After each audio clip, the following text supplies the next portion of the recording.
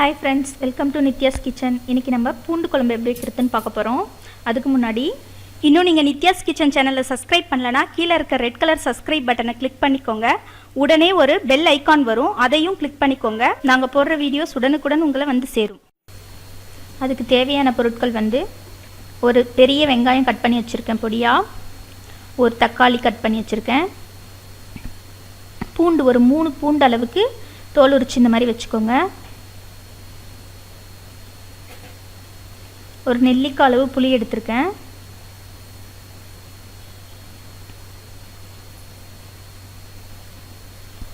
கருவேப்பிலை கொஞ்சம்,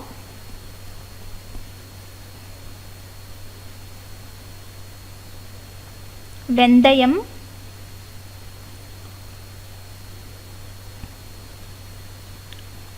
மஞ்சள் தூள்,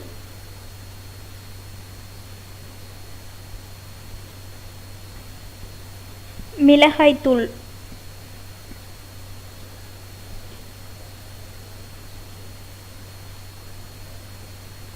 ஒரு அரை டீஸ்பூன் அளவுக்கு வெல்லம், உப்பு தேவையான அளவு,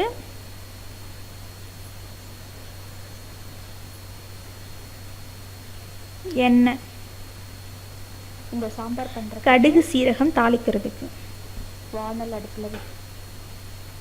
இப்போ வந்து நம்ம ஃபஸ்ட்டு ஒரு குக்கர் எடுத்துக்கிட்டு அதில் நம்ம உரிச்சு வச்சுருக்கோம் இல்லைங்களா, அந்த பூண்டை வந்து போட்டு ஒரு அரை டம்ளருக்கும் கம்மியாக கொஞ்சம் அந்த தண்ணி வந்து ஊற்றணும். அதில் அரை டம்ளர் அளவுக்கு தண்ணியை விட்டு அந்த பூண்டை குக்கரில் மூடி வச்சு நல்லா வேக விட்டுருங்க.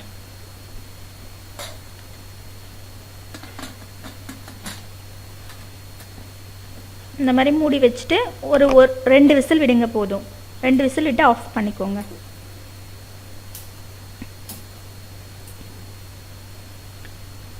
இப்போ வந்து பூண்டு நல்லா வெந்துட்டுருக்குங்க. இப்போ ஓப்பன் பண்ணி பார்க்கலாம். இந்த மாதிரி பூண்டு வெந்துட்டுருக்கும். இப்போ வந்து ஒரு மத்தை வச்சோ இல்லை கரண்டியை வச்சோ நீங்கள் இந்த மாதிரி நல்லா அந்த பூண்டை மசிச்சு விட்டுக்கணும். நல்லா பூண்டு முழுசாக தெரியாத அளவுக்கு நல்லா மசிச்சு விட்டுக்கோங்க.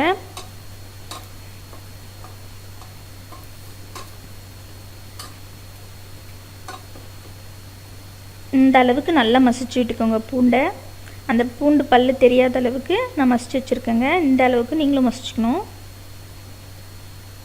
இந்த குழம்பு கொஞ்சம் டிஃப்ரெண்ட்டாக இருக்குங்க. எல்லோரும் பூண்டு குழம்பு ஒரே மாதிரி முழுசாக போட்டு தான் வைப்பாங்க. இது டிஃப்ரெண்ட்டாகவும் இருக்கும், டேஸ்ட்டாகவும் இருக்கும்.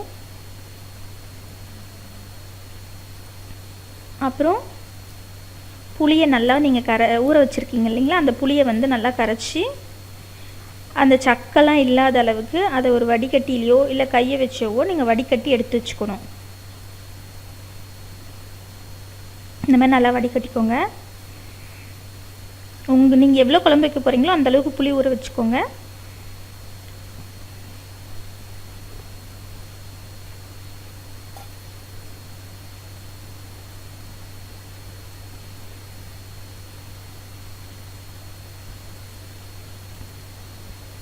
இந்த மாதிரி ரெடி பண்ணி புளி தண்ணியை வச்சுக்கிட்டு அதில் நம்ம அரைச்சி வச்சுருக்கோம் இல்லைங்களா, மசிச்சு வச்சுருக்கோம் அந்த பூண்டை வந்து கொஞ்சம் தண்ணி விட்டு இந்த மாதிரி அந்த புளி தண்ணியில் ஊற்றிக்கோங்க.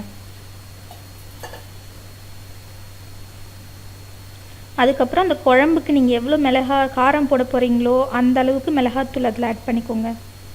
நம்ம வீட்டில் சாம்பாருக்கெல்லாம் யூஸ் பண்ணுவோம் இல்லைங்களா மிளகாத்தூள், அதையே வந்து அதில் நீங்கள் போட்டு மிக்ஸ் பண்ணிக்கோங்க.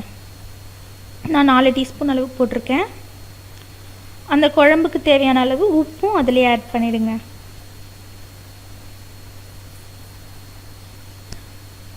இப்போ இது எல்லாத்தையும் நல்லா மிக்ஸ் ஆகிற அளவுக்கு ஒரு கரண்டியை வச்சு மிக்ஸ் பண்ணிக்கோங்க.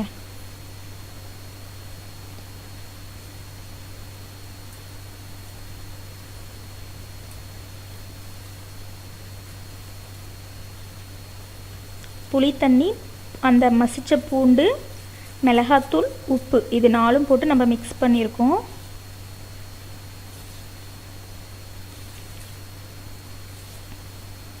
இந்த மாதிரி எல்லாத்தையும் நல்லா மிக்ஸ் ஆகிற அளவுக்கு மிக்ஸ் பண்ணி வச்சுருங்க. அதுக்கப்புறம் அடுப்பில் வானல் வச்சு அதில் நல்லெண்ணெய் விட்டுக்கோங்க. காரக்குழம்புனாலே பொதுவாக நல்லெண்ணெய் தான் யூஸ் பண்ணால் நல்லாயிருக்கும். ஸோ நல்லெண்ணெய் விட்டுக்கோங்க, கொஞ்சம் நிறையவே விட்டுக்கோங்க. விட்டுட்டு அதில் கடுகு வந்து ஒரு 1/2 டீஸ்பூன் போடுங்க.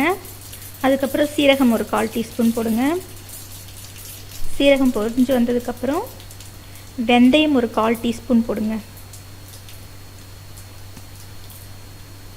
சிம்மில் வச்சுட்டு வெந்தயம் போடுங்க, இல்லைன்னா கருகிடும். சீரகம் போடும்போதே சிம்மில் வச்சுக்கோங்க. அதுக்கப்புறம் வெந்தயம் ஒரு 1/4 டீஸ்பூன் போட்டு உடனே நீங்கள் என்ன பண்ணுங்கள், கட் பண்ணி வச்சுருக்கோம் இல்லைங்களா, அந்த வெங்காயத்தை அதில் போட்டுருங்க.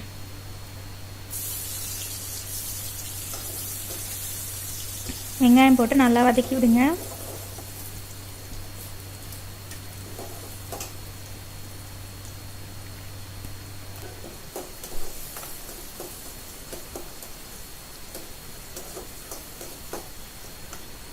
வெங்காயம் வதங்கிட்டு இருக்கும்போது அதில் ஒரு 1/4 டீஸ்பூன் அளவுக்கு மஞ்சள் தூள் ஆட் பண்ணிக்கோங்க.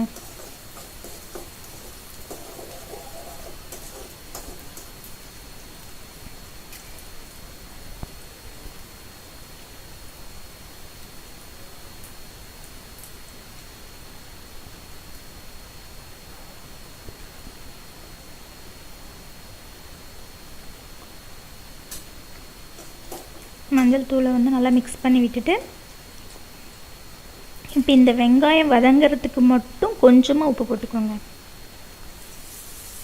அந்த வெங்காயம் வதங்கும்போது கருவேப்பிலையும் எடுத்து போட்டுருங்க.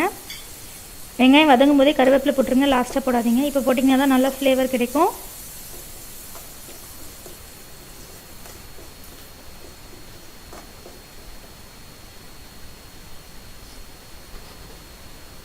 இப்போ அந்த வெங்காயம் வதங்கிறதுக்கு மட்டும்தான் உப்பு போட்டிருக்கோம். ஏன்னா ஏற்கனவே நம்ம குழம்புக்கு தேவையான அளவு உப்பு மிக்ஸ் பண்ணி வச்சுட்டோம்.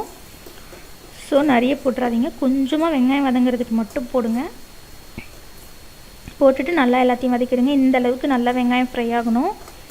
வெங்காயம் கோல்டன் ப்ரௌனுக்கு வந்ததுக்கப்புறமா நம்ம கட் பண்ணி வச்சுருக்கோம் இல்லைங்களா தக்காளி, அதை ஆட் பண்ணிக்கோங்க.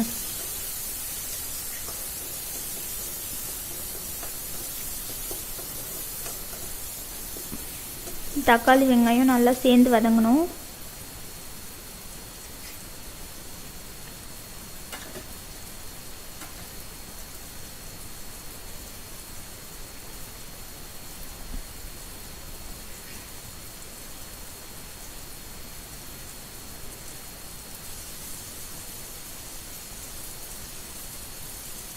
இப்போ நல்லா வதங்கிடுச்சுங்க. இப்போ வந்து நம்ம அந்த கரைச்சி வச்சுருக்கோம் இல்லைங்களா குழம்பு, அதை வந்து எடுத்து இதில் மிக்ஸ் பண்ணிவிடுங்க.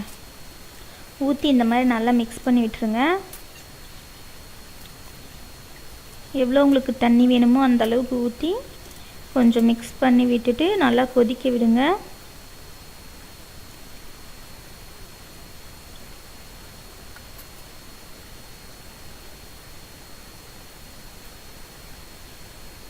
இந்த மாதிரி குழம்பு கொதிச்சு வரும்போது நல்லா மிக்ஸ் பண்ணி விட்டுட்டு அடுப்பை வந்து மீடியம் ஃப்ளேமில் வச்சுக்கோங்க.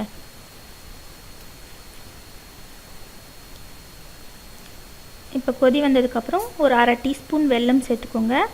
அது வந்து டேஸ்ட்டை கூட்டி கொடுக்கறதுக்காக தான். ஏற்கனவே பூண்டு குழம்பு வந்து லைட்டாக இனிப்பாக தான் இருக்கும். நீங்கள் நிறைய வெல்லம் போட்டுட்டிங்கன்னா ரொம்ப இனிச்சிரும். அதனால் கொஞ்சமாக போடுங்க. ஒரே ஒரு குட்டி கட்டியாக எடுத்து போட்டுக்கோங்க. வெல்லம் வேணான்னு நினச்சாலும் போடாமல் விட்டுடலாம்.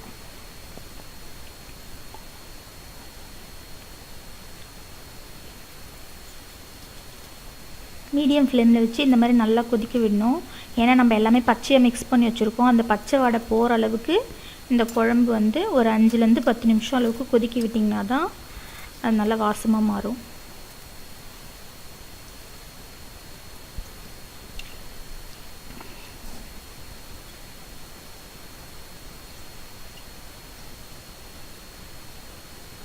நல்லா கொதித்து உங்களுக்கு எந்த அளவுக்கு திக்னஸ் வேணுமோ அந்த அளவு வரைக்கும் நீங்கள் நல்லா கொதிக்க விட்டு அதுக்கப்புறமா அடுப்பை ஆஃப் பண்ணிவிடுங்க. இப்போ நல்லா குழம்பு கொதிச்சு இருந்துச்சுங்க, ஆஃப் பண்ணிடலாம்.